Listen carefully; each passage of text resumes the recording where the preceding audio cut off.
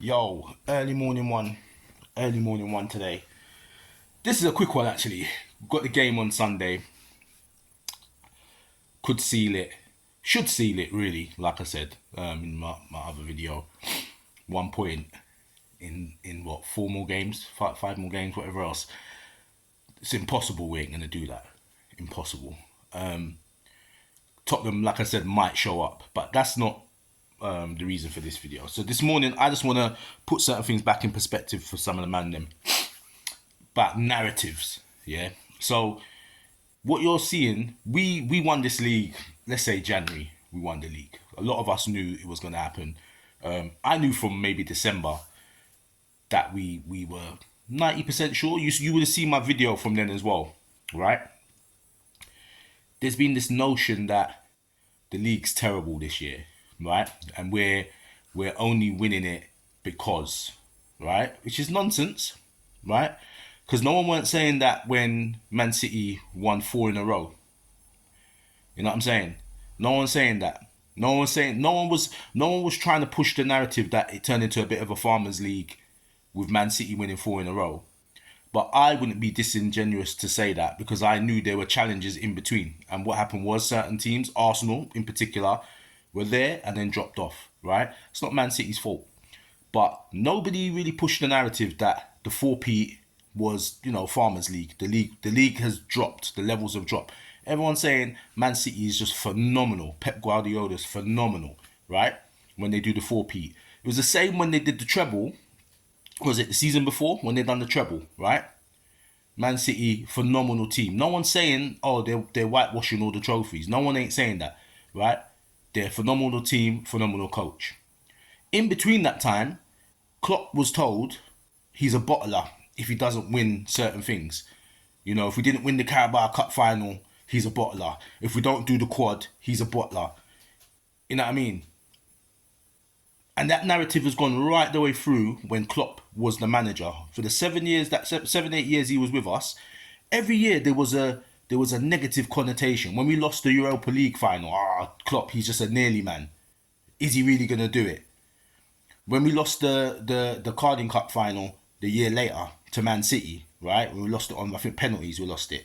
He's a bottler.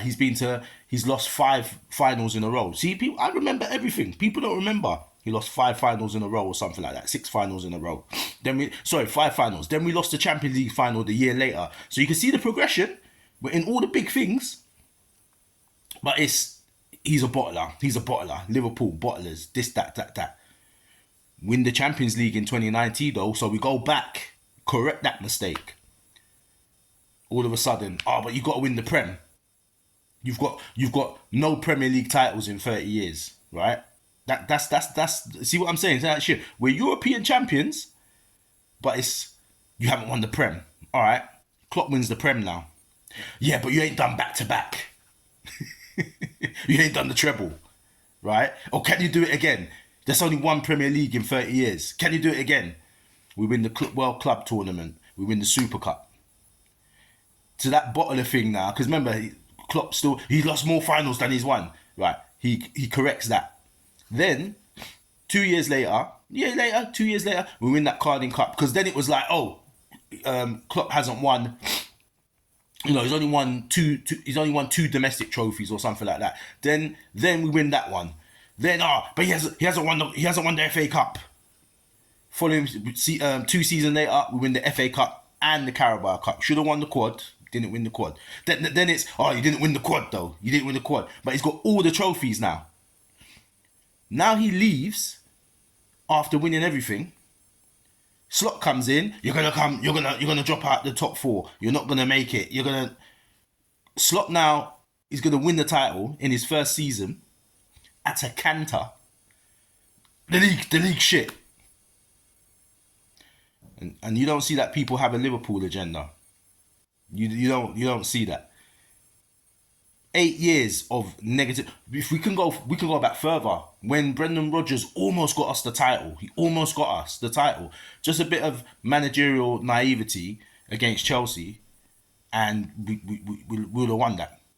If we didn't go and try to hammer Chelsea, because we were battering everyone that year, and Brendan Rodgers just got he was just feeling himself. Thought we could batter Mourinho's Chelsea, and Mourinho outfoxed us. And then that result then followed on to the Crystal Palace result. Crystal Palace 3-3 doesn't happen if that Chelsea game doesn't go the way it does, and that's a fact. But you live and learn. But see, you go back to there, Liverpool bottlers. Do you remember when Gerrard, when we won the when we won the cup treble in 2001?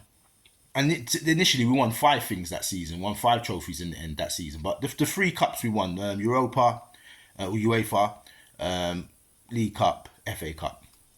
Back then it was, but you ain't won the Prem, right? And, you know, you ain't done nothing. And it's like, then when Gerrard lifts the Champions League after that, it's like, no matter what we do as a club, there's always some other narrative why we're not.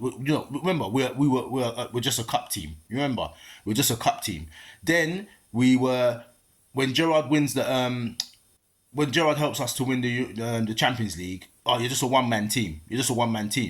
Every year there is something about Liverpool that's not right. When we're winning stuff, we're consistently winning stuff. Every decade we win trophies. There's teams that ain't won nothing for 3 decades.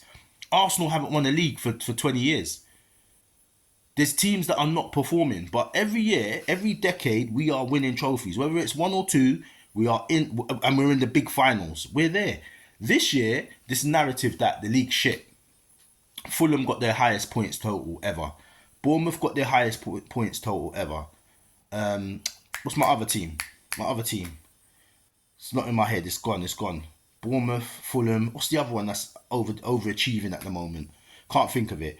But Villa's competing for Europe. Newcastle's competing for Europe and Champions League, right? Wolves out of nowhere pulled themselves out of the relegation zone, are playing good football, right?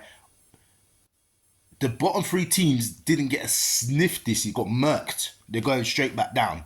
And there's a chasm between the points that they're being relegated and then the next team was up.